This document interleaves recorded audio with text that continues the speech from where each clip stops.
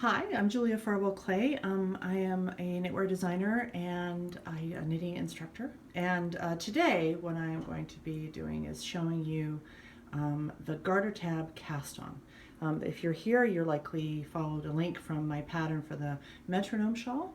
So this is the technique that I mean. And I'm hoping this will help you knit a successful shawl. So we're going to start with just a 3-stitch cast on. I'm using a long tail cast on here.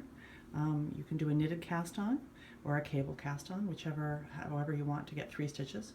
And we're going to knit to start. For this shawl, we will knit 10 rows to do our setup. Various shawls use various numbers of rows to set up. The garter tab is becoming increasingly popular in design these days because it makes such a lovely seamless little beginning, and it's sort of almost where did you start? I can't really tell. So the pattern says to knit 10 rows. I've just knit a few here, but I already have a setup sitting here waiting in the middle of my cable. So let's get that up here, front and center. And so I've knit 10 rows. And in garter, you can always tell that you've knit 2 rows because each pair of rows makes a little garter ridge. And we've got 5 garter ridges here. So I'm going to knit my 11th row. I'm a combination knitter, so forgive me for my scooping if you're a wrapper. So here you have your 11th row, and you turn your work, as the instructions say, 90 degrees. And so here, now you're looking at the upper edge. What you can see is you've got 5 little garter tabs, 1, 2, 3, 4, 5, that correspond with your garter ridges.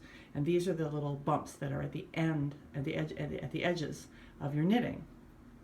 And what you're going to do is you're going to pick up 1 stitch in every one of those bumps.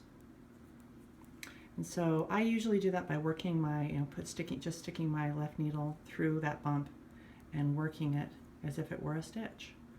You can also go into the stitch with your needle and pull the yarn through, whichever works for you. And so you're going to get 5 of those on the needles. If you find your bumps a little tight, you can also alternatively just go into the yarn in between the bumps. As long as you're consistent, it doesn't really matter where you get your 5 stitches from, as long as they're sort of evenly spaced along the row.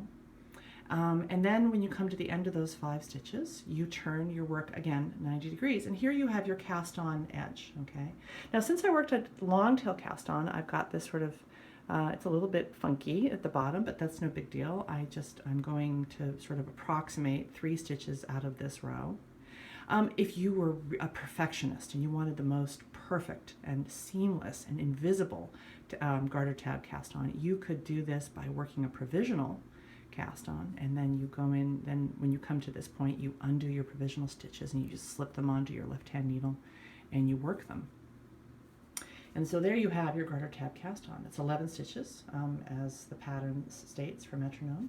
And then you turn your work and you work your setup row as the pattern suggests. So that's there you have the garter tab cast on. Like this video if you are so moved, and stay tuned. I've got more techniques to answer questions from upcoming patterns coming to you in the future.